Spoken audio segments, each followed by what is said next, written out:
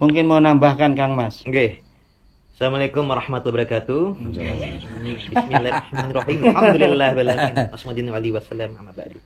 Yang sedikit kami tambahkan bahwasanya apa yang sudah beliau sampaikan ini menjadi keprihatinan kita, dan buat kami perjelas bahwasanya ini dilakukan oleh oknum-oknum Habib Ba'alawi yang ternyata tadi sudah sempat dijelaskan dari hasil tes DNA-nya ternyata malahan berhaplogrup G Seirama lang. yang merupakan keturunan Yahudi Khazar Trah Kaukasus atau Kaukasia dari garis lakinya.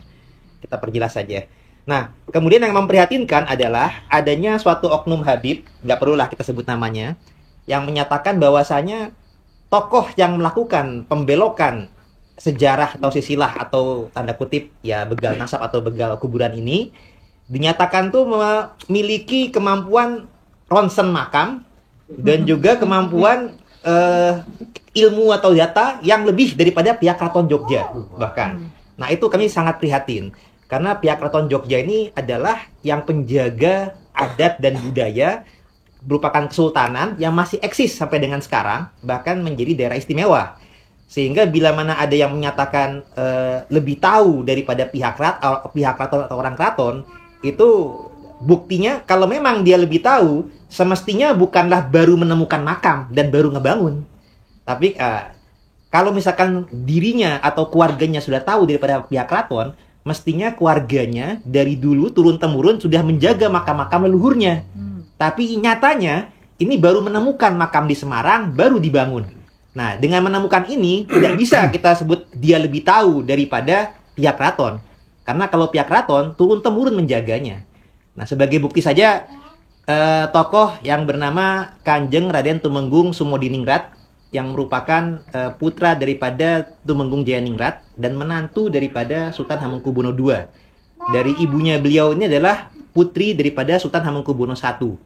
Aslinya beliau ini seorang pahlawan yang berjasa dalam peristiwa Geger Sepehi dan dimakamkan tuh aslinya itu adalah di makam Jajaran Bantul Jogja. Nah, bukan di Semarang. Nah, pihak Keraton Jogja itu memakamkan beliau di Jajaran Bantul itu merupakan makam keluarga besar beliau sebagai trah keturunan daripada keluarga Krian, atas lagi nanti ke Adipati Pragola dan juga ke Ki Ageng Ngerang, bukan keturunan bin Yahya yang ngarang-ngarang gitu. Dan itu terjadi ada dua pembelokan. Jadi Sumodiningratnya itu sendiri di Semarang dialiaskan sebagai Habib Hasan bin Toha bin Yahya, sedangkan di makam aslinya dibelokkan menjadi Habib Ahmad bin Toha bin Yahya, seakan-akan bersaudara. Padahal aslinya beliau ya bukan ke bin Yahya, tadi yang saya sebutkan tadi, dan bermakam asli di Jajaran Bantul Jogja. Kalau yang di Semarang itu konon awalnya adalah makam daripada Syekh Kramat Jati. Kemudian diklaim menjadi makam Habib Hasan bin Toha bin Yahya. Nah, diklaim lagi dialiaskan sebagai Singobarong alias Kanjeng Raden Tumenggung Sumodiningrat. Jadi pengaliasan ini membuat makin rancu. Karena sebenarnya aslinya beliau makam di Jajaran Bantul ini dibikin Sumodiningrat tuh seakan-akan di Semarang, yang di Jogja seakan-akan saudaranya. Dan tambah rancu lagi dengan adanya Pangeran Diponegoro juga dibelokkan menjadi Habib Hamid bin Toha bin Yahya yang seakan-akan saling bersaudara ini. Padahal kalau Pangeran Diponegoro aslinya adalah putra daripada Sultan Hamengkubuwono yang ketiga. Nah, jadi ini akan membuat kita bingung karena Sumodiningrat itu adalah anak Jayaningrat, sedangkan Diponegoro anak Hamengkubuwono III tiba-tiba dibelokkan sebagai anak daripada Habib Toha bin Yahya. Jadi nasabnya jadi belok gitu. Dan ini melibatkan beberapa keluarga yang berbeda-beda. Padahal Pangeran Diponegoro adalah keponakan dari bibinya Sumodiningrat. Karena Sumodiningrat memiliki istri Putri HB2 yang bersaudara dengan HB3, berputra Pangeran Diponegoro. Jadi Pangeran Diponegoro dengan Sumodiningrat itu paman dengan keponakan ya. Jadi istrinya beliau adalah bibinya Pangeran Diponegoro. Nah, ini serba dibelokkan menjadi anak Habib Toha bin Yahya. Nah, ini merupakan suatu hal yang memprihatinkan. Bila mana mereka ini menyatakan lebih tahu dari pihak keraton, tunjukkan bukti datanya. Karena pihak keraton itu memiliki data penjagaan yang primer dan data-data primer, data-data mayor. Contohnya untuk silsilah keluarga Sumodiningrat ini tercatat dalam data Serat Sarasilah Leluhur ing Kadanurian Jogja. Juga ada Babat Sepehi, apalagi Pangeran Diponegoro, ada Babat Diponegoro yang beliau tulis langsung. Dan sejarawannya pun juga banyak, dari pihak di UIN Kalijaga juga ada, Gajah Mada ada, bahkan Profesor Peter Carey pun juga ada. Dan juga data tentang masalah Sumodiningrat itu tercatat dalam data primer, yang menuliskan itu adalah Pangeran Mangkudiningrat bin Hamengkubuwono II yang merupakan saudara iparnya. Datanya benar-benar primer, bahwasanya tidak ada di Semarang, tuh nggak ada, adanya di makam jajaran Bantu Jogja. Jadi kita prihatin sekali bila mana ada pembelokan tersebut.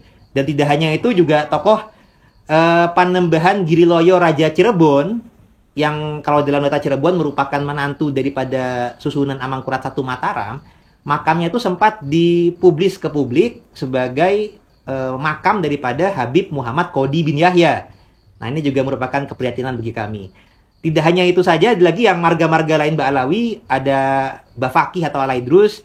Contoh juga yang kami juga dapatkan data dari keluarga Jogja, juga ada seorang makam Abdurrahman Alaidrus, tapi dialiaskan kepada Ki Juru Mertani yang pertama. Padahal Ki Juru Mertani yang pertama ini, beliau adalah terah daripada Sunan Giri ke Wali Songo. Sehingga harusnya itu ke Sunan Giri itu harusnya terahnya ke Al-Jalani Al-Hasani, dibelokkan kepada Alaidrus. Setelah itu ada lagi makam Panembahan Karanglo. Itu yang sebenarnya terah kepada Raden Patah Demak. Andai kata dianggap sebagai Bafakih atau ke bin Yahya, atau nyambung ke Rasul, mestinya daripada mertuanya Raden Patah Demak yang merupakan Sunan Ampel, bukan ke Bafakih atau ke bin Yahya. Tambahan lagi juga kami dapat kabar daripada saudara-saudara kami, makam daripada Panembahan Bodo, yang sebenarnya beliau itu adalah terah daripada Arya Damar Palembang bin Raja Majapahit. Itu pun juga dibelokkan. Jadi ada banyak kasus-kasus yang terjadi pembelokan nasab, sejarah, dan silah. Ini beloknya belok kanan apa belok kiri? Wah, kemana-mana ini. Kalau belok kanan, tolong segera belok kiri. Kalau belok kiri, tolong segera belok kanan. Iya. Kalau tidak bisa nyobros. Ya, bahkan saya habis dapat kabar lagi. Iya. Sepakat. Habib Hasan yang lagi dipermasalahkan di Semarang, ini saya dengar dari saudara Banten juga sudah mulai dibelokkan di Pandeglang makamnya. Jadi ada Habib Hasan bin Yahya, ini sudah mulai dikabarkan ada makamnya pula di Pandeglang, Banten. Nah, ini merupakan suatu kerancuan. Bahkan juga kita dapatkan kabar juga Syekh Yusuf Makassar pun juga di bin Yahyakan juga. Jadi ya kami harap tolonglah berhenti untuk melakukan pembelokan sejarah dan silsilah. Ya memang kalau kami di sini yang lebih terkena dampak langsung dari pihak keluarga Jogja. Kami di sini karena mewakili keluarga Banten, sifatnya hanya prihatin, ikut prihatin. Karena ini kami meskipun tidak langsung dibelokkan, tapi oleh keluarga yang Jogja yang ibaratnya juga setelah dibelokkan. Tapi saya juga dari garis ibu juga keturunan Pangeran Diponegoro, sehingga ikut prihatin atas terjadinya pembelokan sejarah dan silsilah ini. Jadi kami harapkan ini bisa berhenti dan sadar, insyaf, minta maaf kepada publik, minta maaf kepada keluarga Jogja dan keluarga keturunan yang asli. Karena apabila ini diteruskan, ini akan mengkaburkan yang kasihani keluarga aslinya. Jadi seakan-akan beliau-beliau oknum tersebut sebagai keturunan aslinya, sedangkan keturunan yang benar-benar asli, yang punya kekancingan dari Keraton Jogja, itu akan dianggap palsu nantinya. Jadi padahal untuk Sumodiningrat masih ada keturunan aslinya. Yang saya kenal tuh Mas Budi itu beliau tuh keturunan Sumodiningrat tapi dari istri yang telah Madiun. Karena dalam data primer Serat Sarasilah Leluhur ing Kadanurian Jogja, Sumodiningrat ini dengan pernikahan dengan Putri Hamengkubuwono II tidak berketurunan, buatan peputro dalam datanya.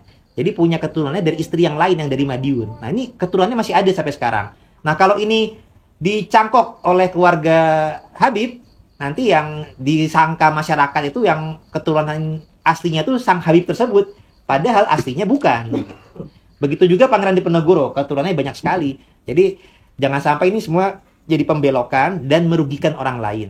Nah, kalau ini sudah menjadi merugikan orang lain, ya mohon maklum, ketika suatu pengekuan nasab merugikan orang lain, maka harus diungkap ke publik atau harus diungkap kesalahan-kesalahan tersebut untuk diluruskan. Termasuk bahwasanya nasab itu juga tidak betul para Habib ini bersambung kepada Rasulullah. Malahan secara tes genetik ternyata bersambungnya kepada dengan haplogrup G ke Yahudi Khazar yang merupakan Trah Kaukasus. Nah, ini kita buka karena sudah ada kezaliman-kezaliman dari zaman ke zaman. Nah, dalam ilmu Islam itu pada dasarnya pengakuan nasab atau klaim atau suatu nasab apabila tidak merugikan orang lain, ya kita akan jaga, tidak perlu kita buka aibnya. Karena apabila kita sifatnya tidak berhati-hati sesuai dengan real hukum agama dan negara, apabila kita mengungkapkan suatu hal tersebut tanpa hujah yang benar, tanpa bukti, tanpa saksi, dosanya sebagaimana qazaf yang seperti menuduh zina tanpa bukti saksi. Tapi kalau ada hujah yang tepat, karena misalkan memberikan orang lain, sebagaimana dalam ilmu waris kan, kalau ada suatu persidangan waris antara yang mengaku sebagai ahli waris yang sah sama yang palsu, ketika bisa berdampak memberikan orang lain, maka hakim ini berhak untuk meragukan salah satunya, menelitinya, dan apabila ada yang palsu ya harus dinyatakan palsu.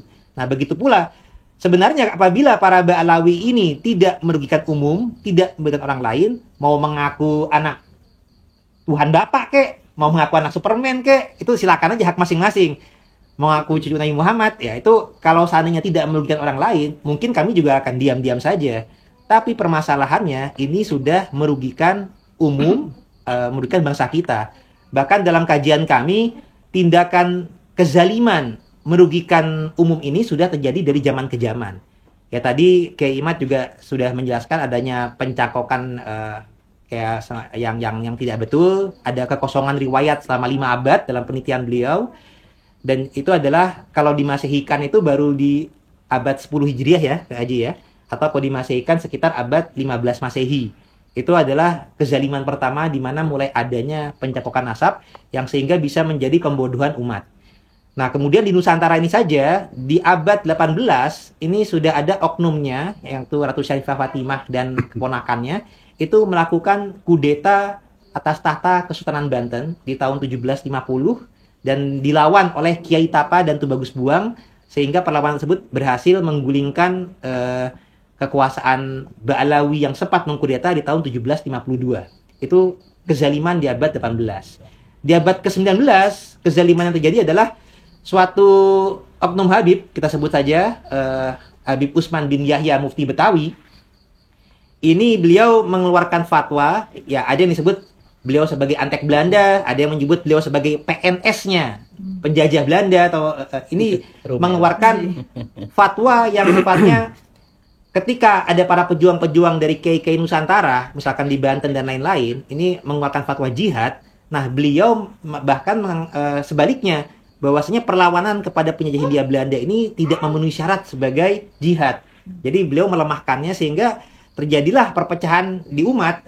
Kalau misalkan mau melawan penjajah Belanda yang semestinya itu adalah jihad menurut kiai Nusantara, dalam pandangan fatwa beliau malah sebagai seorang tindakan pemberontakan. Nah, tapi ini juga aneh. Nantinya kan Habib Usman bin Yahya ini, ya mohon maaf, punya keturunan merupakan istri daripada Habib Rizik bin Syihab. Nah, kalau Habib Rizik bin Syihab malahan sebaliknya, bahwasanya melawan pemerintahan yang sah malah sebagai jihad gitu. Nah, ini sebuah suatu hal yang kita sayangkan. Kenapa pemerintahan yang sah yang ibaratnya ini ya seharusnya kepala negara tuh jangan juga dihina. Apabila ada kritik silahkan, tapi janganlah sebagai suatu ajakan kepada masyarakat untuk seruan jihad melawan pemerintahan yang sah.